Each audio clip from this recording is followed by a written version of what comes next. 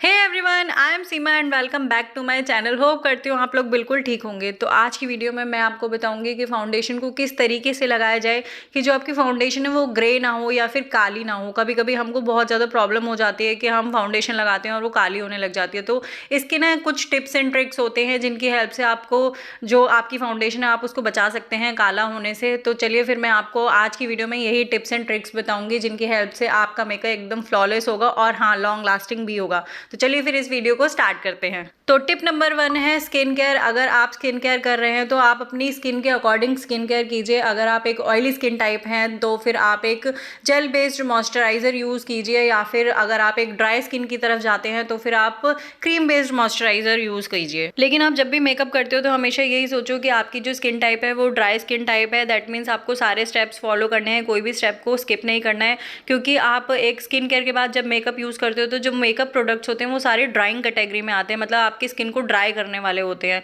तो ऑब्वियसली आप कोई भी एक आध स्टेप भी मिस कर दोगे तो आपका जो मेकअप है वो काला होने के चांसेस भी बहुत ज़्यादा हैं और उसके केकी होने के चांसेस भी बहुत ज़्यादा हैं। मेरी स्किन टाइप है ऑयली, तो मैंने उस हिसाब से ही स्किन केयर किया है। सबसे पहले अपनी स्किन को किया है मैंने क्लीन। आप फेस वॉश की हेल्प से भी कर सकते हैं या वाइप की हेल्प से भी कर सकते हैं। फिर मैंने यूज़ किया है TNW का क्यूकम्बर टोनर, क्योंकि मुझे हाइड्रेशन भी थोड़ी ज़्यादा चाहिए मेकअप के लिए, और ऊपर से जो क्यूकम्बर रिलेटेड प्रोडक्ट्स होते हैं वो आपकी स्किन को बहुत ज़्यादा ठंडक देते हैं ताकि जो आपकी स्किन है वो काम रहे, उसमें ज़्यादा एक्ने की प्रॉब्लम ना हो। नेक्स्ट मैंने यूज़ किया है TNW का विटामिन C सीरम, और उसके बाद मैंने यूज़ किया है इंडल्जियो का फेशियल ऑयल, और इन सबको लॉक किया है मैंने मॉइस्चराइजर की हेल्प से। मॉइस्चराइजर जो है वो मैंने जेल बेस्ड लिया है, क्योंकि जो मॉइस्चराइजर होते हैं वो थोड़े ज़्यादा थिक होते हैं, इसीलिए मैं ऑयली स्किन टाइप के अकॉर्डिंग जेल मॉइस्चराइजर ही प्रेफर करती हूँ। मॉइस्चराइजर मैंने यूज़ किया है पॉन्ड्स का जेल मॉइस्चराइजर, वो मेरी स्किन पे काफ़ी हद तक सूट करता है। अब बारी आती है टिप नंबर 2 यानी कि प्राइमर की। कभी भी अपना प्राइमर स्किप मत करना। मेकअप के काला होने के चांसेस तब भी बहुत ज़्यादा बढ़ जाते हैं, या फिर उसके हटने के चांसेस तब भी बहुत ज़्यादा बढ़ जाते हैं जब आपने अपनी फेस को प्राइम नहीं किया होता है। दैट मीन्स आपने प्राइमर यूज़ नहीं किया होता है। तो यहाँ मैंने यूज़ किया है इनसाइड कॉस्मेटिक्स का पोर मिनिमाइजर प्राइमर। ये एक जेल बेस्ड प्राइमर है, मतलब ऑयली स्किन वालों के लिए काफ़ी अच्छा है। लेकिन अगर आपको पोर्स की भी प्रॉब्लम है तो 90% आपके पोर्स को फिल इन करने में हेल्प करता है और आपका जो मेकअप है उसको फ्लॉलेस बनाने में भी हेल्प करता है। अब है tip number 3, always always always correct your pigmentation problem, या फिर आपको जहाँ पे स्कारिंग की प्रॉब्लम। क्योंकि अगर आप अपनी पिगमेंटेशन को ऐसे ही छोड़ दोगे या फिर जो आंखों के नीचे डार्क सर्कल्स हैं उनको ऐसे ही छोड़ दोगे, वो थोड़े ना काले होते हैं। अगर आप उन पे वाइट फाउंडेशन दे दोगे तो ऑब्वियसली व्हाइट और ब्लैक मिलके ग्रे ही बनाते हैं ना, तो इन दोनों को मिक्स करने के बाद आपका जो फाउंडेशन का शेड है वो ग्रे हो जाएगा कुछ टाइम के बाद, और आपको लगेगा कि आपका मेकअप ना काला हो रहा है। तो सबसे बड़ी वजह यही होती है कि आपने करेक्शन नहीं किया होता है और आप उस पर फाउंडेशन डायरेक्टली लगा देते हो, इसीलिए आपका मेकअप कुछ टाइम के बाद काला लगने लग जाता है। कलर करेक्शन के लिए मैंने लिया है एक ऑरेंज कलर का कलर करेक्टर। अगर आपको पिगमेंटेशन की प्रॉब्लम बहुत ज़्यादा है तो आप रेड करेक्टर यूज़ कर सकते हैं। मुझे बहुत ज़्यादा नहीं थी इसीलिए मैंने ऑरेंज कलर करेक्टर लिया है, जो मैंने लिया है फॉरएवर 52 के कैमोफ्लेज पैलेट में से, और ये एक प्रोफेशनल ब्रांड है। नेक्स्ट टिप नंबर 4, जब भी आपने कलर करेक्शन कर लिया है तो डायरेक्टली फाउंडेशन मत लगाओ। अगर कलर करेक्शन के बाद आप डायरेक्टली फाउंडेशन लगाओगे तो वो उसी में मिक्स हो जाएगा और जो आपका फाउंडेशन शेड है वो ऑरेंज या फिर रेड हो जाएगा।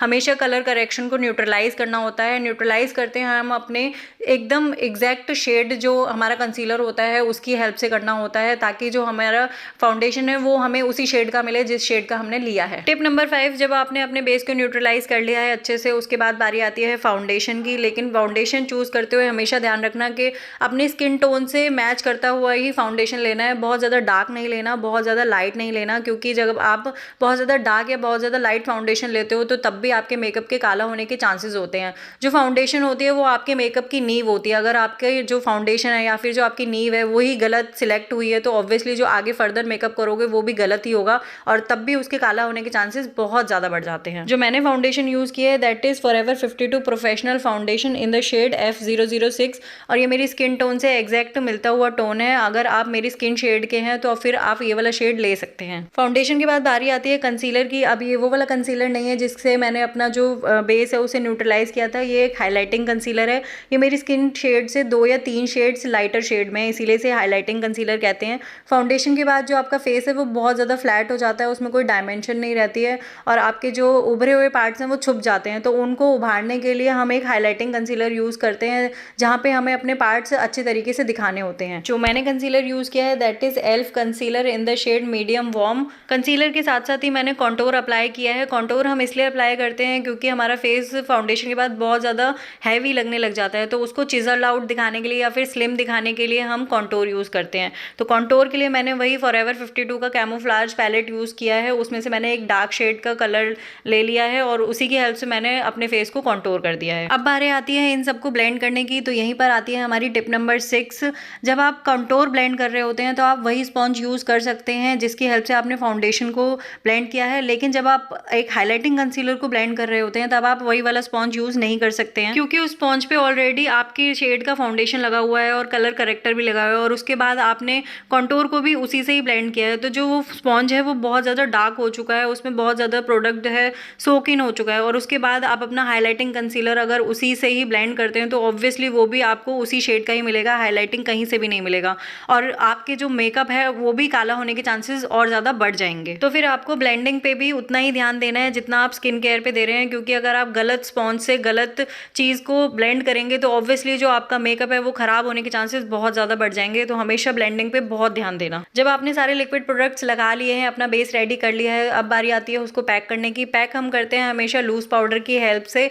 तो यहाँ पे मैंने यूज़ किया है फॉरएवर 52 का ही बनाना पाउडर। पाउडर से रिलेटेड ये है हमारी टिप नंबर 7। जब आप लूज़ पाउडर यूज़ करते हैं तो कभी भी ड्राई स्पॉन्ज यूज़ मत करना, हमेशा जिससे आपने अपना जो कंसीलर है ब्लेंड किया है उसी की हेल्प से, जब वो डैम्प होता है उसी की हेल्प से आपको अपना पाउडर लेना है। और पाउडर कभी भी एक्सेस में नहीं लेना है, हमेशा अपने पाम पे लेना है, उसे एक्सेस को निकाल के फिर अपने जो अंडर आई है उस पर लगाना है और डैप करते हुए लेके जाना है। जब आप डैप करते हैं तो जो आपका पाउडर है वो आपकी स्किन के अंदर जाता है, ऊपर ऊपर नहीं रहता और आपको बहुत ज़्यादा केकी भी नहीं लगता। लूज़ पाउडर यूज़ करने के बाद मैंने अपने लिक्विड कॉन्टोर को भी अच्छे से पैक कर दिया है एक पाउडर कॉन्टोर की हेल्प से। तो मैंने यूज़ किया है वेट एंड वाइल्ड का कॉन्टोर पैलेट। ये एक 2-in-1 कॉन्टोर पैलेट है। कॉन्टोर के बाद मैंने अपने चीक्स पे ब्लश अप्लाई किया है। ब्लश हमेशा ज़्यादातर इसीलिए अप्लाई करते हैं ताकि जो हमारा फेस है उस पर थोड़ा कलर डिपॉजिट हो जाए, वो थोड़ा कलरफुल सा दिखे, बहुत ज़्यादा फ्लैट या फिर बहुत ज़्यादा वाइट ना लगे। इसके बाद अब हम आते हैं अपने आई मेकअप पे। आई मेकअप में भी मैं आज हैक ही यूज़ कर रही हूँ। तो सबसे पहले मैंने अपने आईज को कर लिया है प्रिपेयर एक कंसीलर की हेल्प से और उसे पाउडर से लॉक कर दिया है। और उसके बाद मैंने यूज़ किया है डेंटल फ्लॉस। डेंटल फ्लॉस की हेल्प से ही मैंने एक विंग आईलाइनर दिया है आई शेडो की हेल्प से, और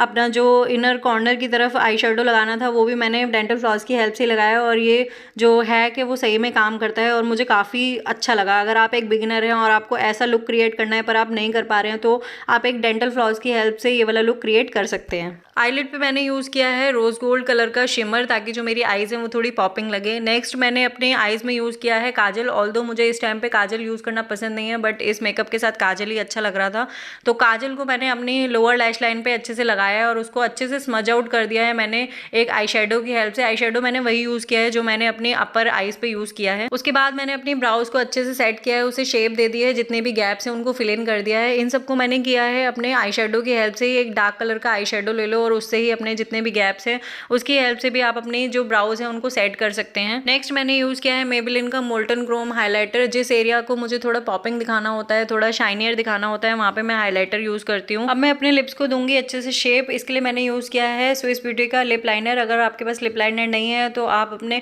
कॉन्टोर की हेल्प से भी अपने लिप्स को अच्छे से शेप दे सकते हैं। उसके बाद बारी आती है लिपस्टिक की। तो लिपस्टिक मैंने यूज़ की है मेबेलिन की in the shade touch of spice. ये एक अच्छा सा न्यूड पिंक कलर का शेड है जो डेली वेयर के लिए काफ़ी अच्छा है। लिपस्टिक के बाद हमारा मेकअप लुक होता है कंप्लीट। तो इसी के साथ आती है हमारी टिप नंबर 8। भी आप अपना मेकअप पूरा कर लेते हैं उसके बाद एक अच्छे से फिक्सर की हेल्प से आपको अपने मेकअप को लॉक करना होता है, क्योंकि अगर आप लॉक करना भूल जाते हैं या फिर फिक्सर यूज़ नहीं करते हैं तब भी आपके सही में बहुत ज़्यादा चांसेस हो जाते हैं कि आपका मेकअप जो है वो बहुत जल्दी हटेगा भी, और जितनी जल्दी हटेगा वो उतनी जल्दी ही काला भी होगा। फिक्सर हमेशा यूज़ करना है अपने एनवायरनमेंट के अकॉर्डिंग। अगर समर का टाइम है तो प्लीज़ मैट फिक्सर यूज़ कीजिए, अगर विंटर्स का टाइम है तो आप डूई फिक्सर यूज़ कर सकते हैं। और सबसे लास्ट में यूज़ किया है मैंने मस्कारा, ताकि फिक्सर की वजह से जो मेरा मस्कारा है वो बह ना जाए और मेरा मेकअप खराब ना हो जाए।